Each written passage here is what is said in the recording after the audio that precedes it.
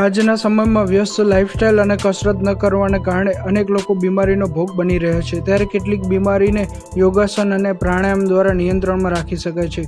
તો આવો યોગા ઇન્સ્ટ્રક્ટર ખુશ્બુબેન પટેલ પાસેથી ડાયાબિટીસને કંટ્રોલમાં રાખવાની કસરતો જાણીએ. મારું નામ ખુશ્બુ પટેલ છે અને હું છેલ્લા 11 વર્ષથી યોગા ઇન્સ્ટ્રક્ટર તરીકે તાલીમ આપું છું. આપણે વાત કરીશું ડાયાબિટીસની. તો ડાયાબિટીસ એ આપણી બદલાતી જીવનશૈલી, unusual food habits, junk food ખાવું અને અતિશય ટેન્શનના લીધે આવતો એ રાજરોગ છે. ડાયાબિટીસ હવે એવું નથી કે કોઈ એક ટિપિકલ એજ ગેપમાં જ જોવા મળે છે. નાના બાળકથી લઈ અને કોઈ પણ એજની વ્યક્તિને ડાયાબિટીસ થવો એ બહુ જ નોર્મલી જોવા મળે છે. તો ડાયાબિટીસના માટે જે મુખ્ય આસન અને પ્રાણાયામ છે એ આપણે જોઈશું. ડાયાબિટીસ માટેના 2 ઉત્તમ આસન છે, મંડુકાસન અને વક્રાસન. આપણે આ બંને આસન કેવી રીતે કરવા એ જોઈશું. મંડુકાસનમાં ધીમેથી તમારો ડાબો હાથ નાભી પર મૂકો, એની પર તમારો જમણો હાથ મૂકો.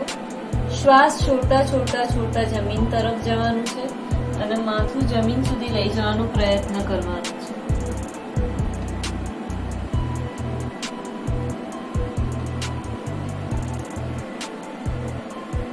જ્યારે ઉપર આવો ત્યારે શ્વાસ ભરતા ભરતા આવો. મંડુકાસનમાં તમે નીચેની તરફ 3 સેકન્ડ, 5 સેકન્ડ, 10 સેકન્ડ અથવા 15 સેકન્ડ જ્યાં સુધી તમે નીચેની તરફ રહી શકો એટલું વધારે યોગ્ય છે. તમે જો 15 સેકન્ડ અથવા 20 સેકન્ડ સુધી નોર્મલ બ્રીધિંગ સાથે નીચેની તરફ નમેલા રહેશો તો તમારું બધું જ બ્લડનું કંટ્રોલ તમારા નાભી પર આવે છે, જે ડાયાબિટીસ માટે ખૂબ જ યોગ્ય છે.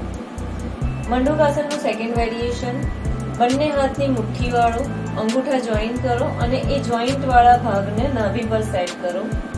ફરીથી શ્વાસ છોડતા છોડતા છોડતા છોડતા છોડતા જમીન સુધી જાઓ અને ધીમેથી શ્વાસ ભરતા ભરતા ભરતા ઉપર.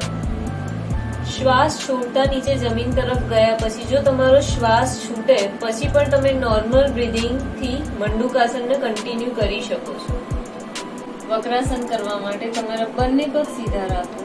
બિલકુલ ધીમેથી તમારા ડાબા પગનો પંજો ઉપાડી અને જમણા પગના ઢીચણની સાઈડ પર સેટ કરો. તમારો જમણો હાથ એવી રીતે રાખો કે તમારા ડાબો પગ થોડોક ધક્કો વાગેલો રહે અને તમારા પેટમાં થોડુંક ટ્વિસ્ટ જેવું ફીલ થશે. તમારા બંને હાથને સીધા રાખવાનો પ્રયત્ન કરો. જો તમે સીધા ના રાખી શકો તો જેટલું કરી શકો એવી રીતે રાખી શકો. તમે તમારા હાથને પણ આવી રીતે સપોર્ટ લઈ શકો છો. તમારી નજર બને ત્યાં સુધી ડાબી બાજુએ સ્થિર રાખો.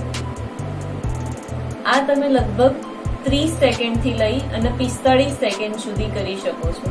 1 મિનિટ સુધી પણ કરવું ઘણું જ યોગ્ય છે. બિલકુલ એવી જ રીતે જમણા પગને ડાબા પગના ઢીંચણ પર રાખી તમારી નજર સીધી જમણી બાજુએ રાખો. હંમેશા એવું ધ્યાન રાખવું કે જ્યારે તમે ડાબી બાજુએ કોઈ એક આસન કરો છો તો એને જ જમણી બાજુએ પણ રિપીટ કરવું જોઈએ, ત્યારે જ એ આસનનો સંપૂર્ણ લાભ મળે છે.